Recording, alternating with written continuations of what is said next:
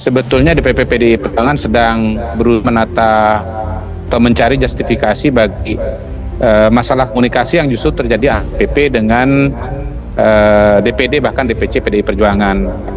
Nah, Mas Ono mengatakan ada faktor Mulyono. Pertanyaannya Mulyono itu siapa gitu, alamatnya di mana, bisa nggak lihat KTP-nya gitu. Kalau nggak bisa diperlihatkan KTP-nya, maka menurut saya yang disebut sebagai Mulyono yang menjegal pasangan atau majunya Anies di Jawa Barat itu nama lengkapnya Mulyono Surono. Ya, jadi Ono Surono itu nama lengkapnya itu Mulyono. Kalau kita lihat aktor yang secara konsisten terus muncul ya, kalau kita bicara pilkada di Jawa Barat ini, itu hanya Pak Ono Surono ya.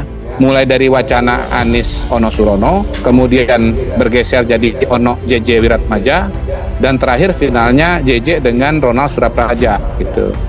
Jadi sebetulnya aktor yang paling konsisten kalau kita perhatikan wacana calon gubernur di Jawa Barat ini adalah Mas Ono Surono. Pengamat politik M. Kodari menjawab Ketua DPD PDIP Jabar Ono Surono yang menjelaskan bahwa memang partai berlambang banteng bermoncong putih itu mulanya hendak meminang mantan Gubernur DKI Jakarta Anies Baswedan. Namun PDIP menghadapi tantangan yang sangat besar karena ada tangan-tangan yang tidak menyetujui Anies Baswedan maju di Pilgub Jabar, yaitu Mulyono dan geng. Ia mengakui bahwa Anies Baswedan mempunyai track record yang bagus untuk membangun Jakarta dan itu bisa jadi dilakukan di Jawa Barat, tapi kekuatan besar itu membuat Anies Baswedan tidak jadi diusung oleh PDIP.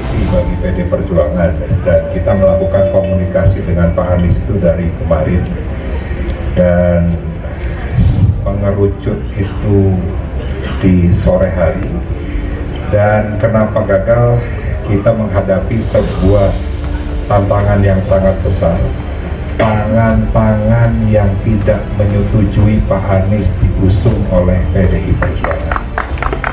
Ya, Purnoyo dan nggak usah cawe-cawe lagi lah di pilkada. Biarkan rakyat bisa mempunyai pilihan sesuai dengan hati nuraninya, sehingga terpilih pemimpin yang terbaik untuk Indonesia. Menurut Ono, sebelumnya Anies bersedia diusung oleh PDIP di Jawa Barat, tapi langkahnya ada yang menghambat. Saat ditanya siapa sosok yang menggagalkan pencalonan Anies Baswedan di Jawa Barat, Ono cukup keras menjawab, baiknya tokoh tersebut stop cawe-cawe demokrasi rakyat. Mulyono nggak usah cawe-cawe lagi di pilkada. Biarkan rakyat bisa mempunyai pilihan sesuai dengan hati nuraninya, hingga terpilih pemimpin yang terbaik untuk Indonesia, provinsi, dan kabupaten. Ya, Purnoyo dan nggak usah cawe-cawe lagi lah di pilkada. Biarkan rakyat bisa mempunyai pilihan sesuai dengan hati nuraninya, sehingga terpilih pemimpin yang terbaik untuk Indonesia. Menanggapi hal tersebut, M. Kodari meminta kepada Ono Surono agar menunjukkan siapakah orang yang dimaksud dengan Mulyono tersebut dengan menunjukkan KTP tersebut. Jika Ono tidak bisa menunjukkan, maka Mulyono yang disebut oleh Ono tersebut adalah dirinya sendiri. Mas Ono mengatakan ada faktor Mulyono. Pertanyaannya Mulyono itu siapa gitu, alamatnya di mana, bisa nggak lihat KTP-nya gitu. Kalau nggak bisa diperlihatkan KTP-nya, maka menurut saya yang disebut sebagai Mulyono yang menjegal pasangan atau majunya Anies di Jawa Barat itu nama lengkapnya Mulyono Surono. Ya, jadi Ono Surono itu nama lengkapnya itu Mulyono. Kalau kita lihat aktor yang secara konsisten terus muncul ya, kalau kita bicara pilkada di Jawa Barat ini. Mantan Capres 2024, Anies Baswedan akhirnya batal maju ke pemilihan kepala daerah 2024, baik di Jakarta maupun Jawa Barat. Sebelumnya, mantan gubernur Jakarta itu digadang-gadang bakal maju di dua provinsi tersebut lewat tiket PDIP. Namun keduanya batal. Diduga kuat, Anies enggan menerima syarat yang diajukan partai pimpinan Megawati Soekarno Putri itu untuk menjadi kader alias petugas partai.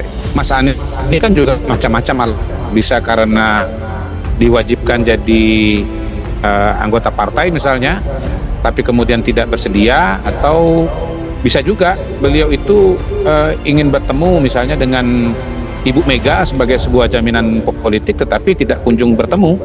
Dan karena tidak kunjung bertemu, beliau trauma dengan pengalaman di Jakarta gitu.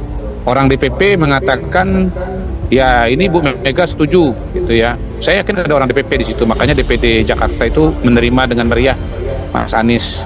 Tapi ternyata Ibu Meganya tidak setuju. Jadi balik lagi, sebetulnya ini dinamika di internal PDI Perjuangan ya, tetapi kemudian karena tidak mau mengakui, ya akhirnya buruk muka cermin dibelah gitu loh. Jadi problem yang ada di internal PDI Perjuangan disalahkan kepada Mulyono gitu.